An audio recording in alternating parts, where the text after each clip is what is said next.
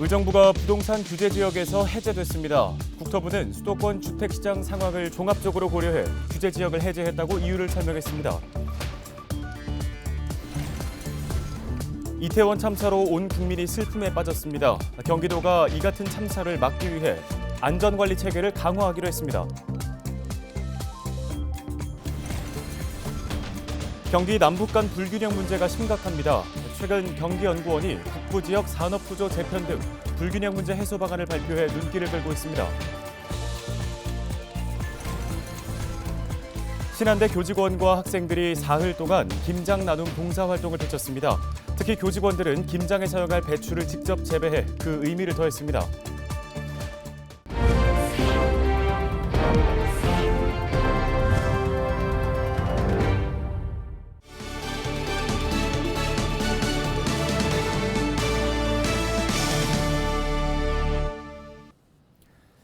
시청자 여러분 안녕하십니까? 헬로티비 뉴스 시작합니다. 오늘의 첫 소식입니다.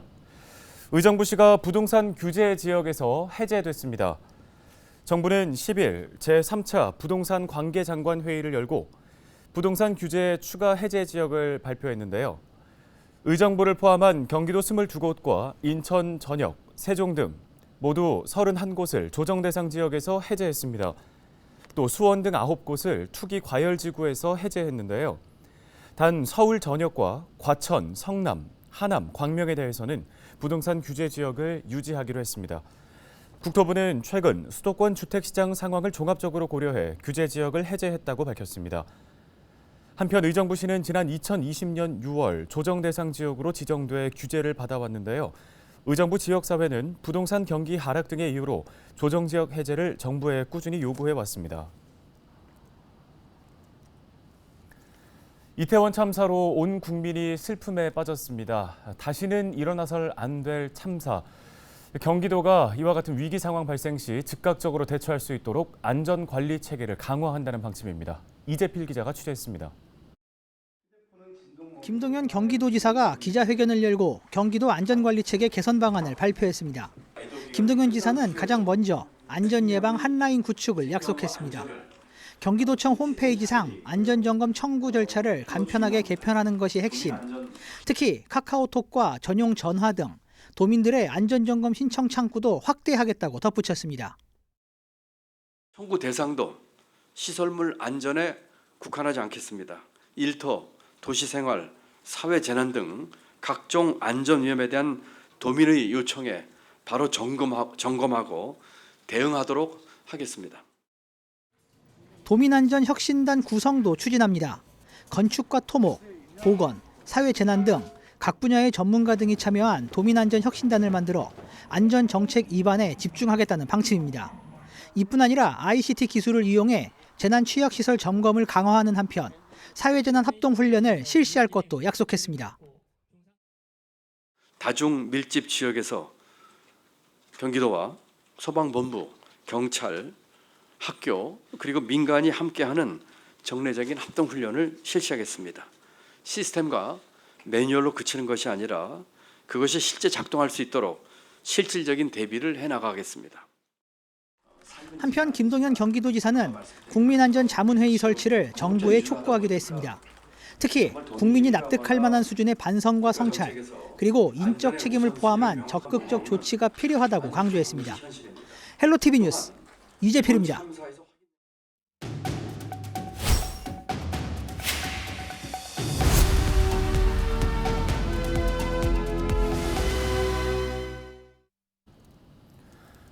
다음 소식입니다. 경기 남북 간 불균형 문제 해결을 위한 논의가 한창입니다.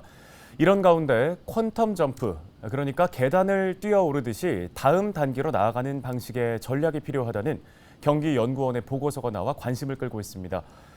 경기연구원 도시주택연구실 이상대 선임연구위원 연결해 자세한 이야기 들어보겠습니다. 위원님 안녕하십니까? 네, 안녕하세요. 네, 경기 북부가 서울과 수원 등 수도권 거점 도시들과의 발전 격차를 줄이기 위해서 구조적인 문제를 해결해야 한다는 지적이 큽니다. 북부 지역의 발전을 막는 원인으로 산업이나 인프라 규제가 꼽히는데요. 먼저 산업 분야에서는 어떤 문제를 해결해야 한다고 보시나요? 경기 북부 지역의 그 주력 산업은 섬유 피혁이라든지 이와 같은 산업입니다. 이들 산업은 좀 성장 산업이라고 하기는 좀 어렵고, 그다음에 부가치율도 좀 낮은 그런 업종은 한계가 있습니다. 그렇기 때문에 경기 북부 지역이 저발전 침체를 좀 탈피하기 위해서는 이제 산업구조 개편이 중요한데요. 그래서 저는 좀 새로운 어떤 성장 산업, 그다음에 고부가치 산업으로 6대 신성장 산업을 제안을 했습니다. 하이테크 섬유, 뭐 바이오메디칼, 메디푸드, 신재생에너지, 스포츠, 혼납산업 이런 것들을 좀 제안을 했습니다. 네, 신성장 산업의 필요성과 함께 취약한 지역 혁신 역량을 개선하는 방안이 필요하다는 의견 내놓으셨습니다. 어떤 의미입니까? 좀 경기 북부 지역의 지역 혁신 그리고 산업 혁신을 개선을 하기 위해서는 과학 기술이나 생산 기술 그 R&D 지원을 좀 확대해야 되겠죠. 뭐 기업이라든지 북부 지역 소재 기업이나 대학이나 이런 지역들, 그리고 저는 아울러 그 카이스트라든지 그다음에 생산기술연구원이라든지 그다음에 그 애틀이라든지 이와 같은 좀 첨단 기술 관련된 기관의 경기 북부 분원을 좀 유치할 필요가 있다고 생각이 듭니다. 네, 그리고 역시나 모두의 고민과 과제, 규제 개혁일 겁니다. 어떤 방식으로 이 오래된 문제를 풀어나가야 한다고 보시는지요? 구체적인 내용으로는 수도권 규제 중에서 접경 지역은 좀 성장 촉진권역으로 좀 분리해서 좀 지정하고 규제가 좀 지금의 어떤 성장 원리권역보다 좀 낮게 갈 필요가 있고요. 이 점은 뭐 윤석열 대통령이나 김동연 지사도 이제 공약을 한 사항이기 때문에 약속대로 실천을 해야 되겠죠. 그다음에 또 규제자의 특구라든지 그다음에 그 성장 촉진 지역이라든지 이런 특구가 경기도 수도권에는 이제 지정하지 않게 되어 있는데 경기 북부 지역에서는 좀 이와 같은 그 특구를 좀 지정을 할 명분과 형평성이 있지 않나라는 생각이 듭니다. 네, 알겠습니다. 말씀 여기까지 듣겠습니다. 경기연구원 이상대 선임연구위원이었습니다.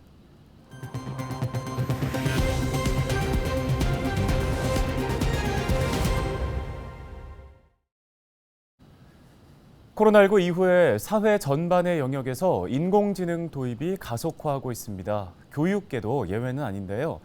정형화된 칠판앞 수업에서 벗어나 빅데이터에서 AI까지 활용하는 학교의 모습이 더는 낯설지가 않게 됐습니다.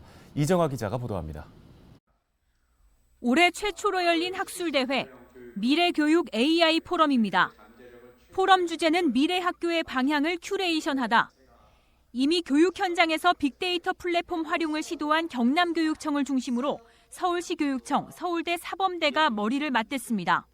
우리 학생들이 미래 사회에 대응해서 살아갈 수 있는 역량을 길러주기 위해서는 교육의 디지털로의 전환은 필요하고 데이터 축적을 통한 인공지능의 교육적인 활용은 미래 교육을 위한 중요한 요소가 될 것이라고 저희들은 확신합니다.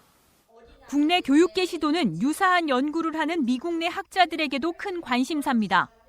과거 학교의 모습에서 탈피하는 이른바 디지털 대전환. 기존에는 학생 수 통계나 학습 행동, 성적 관리 등 행정 영역에 그쳤지만 앞으로는 데이터 수집을 통해 학습자 중심의 맞춤형 교육을 설계할 수 있다는 겁니다. 개개인의 교과 진도를 비롯해 학생 집중력, 학습 성향까지도 면밀하게 분석할 수 있다는 게 최대 장점으로 꼽힙니다. 이렇게 되면 현재 학교의 모습도 변화할 수밖에 없습니다. 교사들은 지금 뭐 할 거냐? 이런 AI 시스템을 가지고 교사가 AI를 일종의 파트너로서 해야 되거든요. 그런데 그런 AI를 정말 파트너로 할 수 있는 그런 역량을 우리가 갖추고 있느냐. 이런 문제들이 계속 꼬리를 물고 일어난 것 같습니다. 이번 포럼을 시작으로 전국 시도교육청과 교육기관, 전문업체가 참여하는 교육 데이터 연구가 이어질 예정입니다. 관련 학술 대회도 연간 최대 4차례까지 늘려갈 방침입니다. 코로나19 이후에 우리 교육은 온라인 교육 플랫폼에 의존을 많이 하고 있습니다.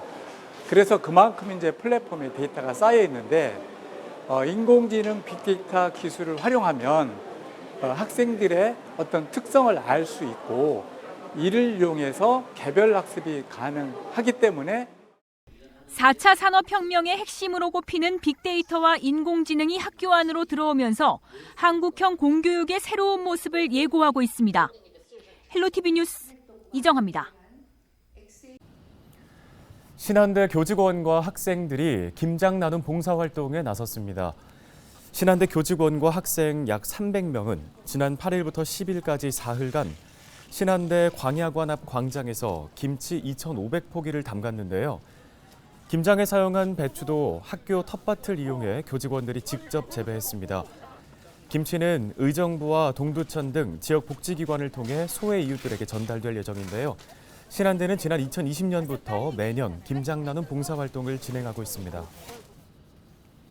처음에는 재료 준비도 하나 손도 다치고 많이 힘들었지만 좋은 마음을 가지고 하니까 힘든 것도 금세 잊어버리고 오늘 3일차가 되어가지고 지금 같이 김장을 하고 있는데 힘들다는 마음보다는 다 같이 할 수 있어서 봉사할 수 있어서 기쁘다는 마음을 가지고 있습니다.